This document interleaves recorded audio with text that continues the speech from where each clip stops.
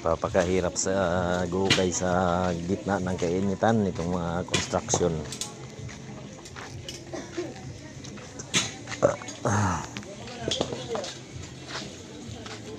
Tapos sasabihin ganun lang ang mga sweldo.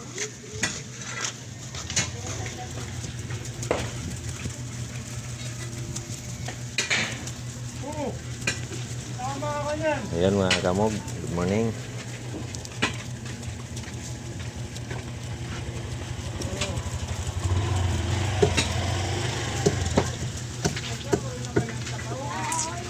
Ay, luto yung lama.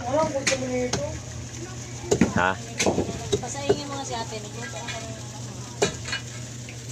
Ano ulam? Pinila. Sinilas. Ubos na.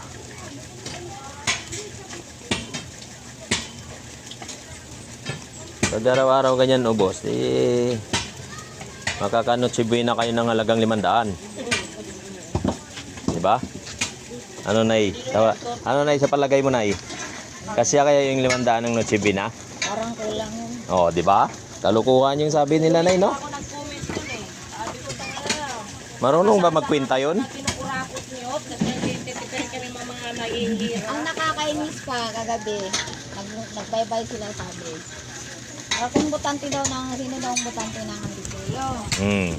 Eh di siyempre yung anak ko mag-a-apply ng trabaho dahil kagagraduate lang. Dala niya yung ID niya, dala yung ano niya. Tapos sabihin, ano? Kailangan daw ng national ID. Sabi mo, ang bobo naman nila, no? Eh di ba high-tech na tayo ngayon? Kunin mo yung pangalan, tapilido, research mo sa computer kung kumubutante ka ng Antipolo. Sabi ko, parang ayoko nila ibigay yan. Sa kanila na yun, nalaga lang naman 500 yan. Hindi, wala nang 500 na sa 300 na. Tapos sabihin, notsibuy na, halagang 500, kasya. Nako po, nay, halaga ng sibuyas. Nako po, si Amoy nga, oh, sili, 5 piso na lang. Isa, di ba, Amoy? Doon. Oh, ma, si Amoy, ma, bibili. 5 piso mo. Oh, ayan, mga kamog, narinig nyo naman. Di ba? Daming umaalma dyan sa sinasabi nila na 500 eh kasyang-kasya sa Noche Buena. Kalukuhan yan. Ano kaya yung nagsabi niyan eh, bigyan ng 500 siya pa bibilin pang Noche Buena. Siguro kahit siya lang mag-isa kumain eh, hindi magkasya eh. Nanay Malma, siyempre tinanong ko sa nanay kung kasya ba ang 500 ng pang Noche Buena. Ayun, customer kabila. Sabi niya kulang, o di ba?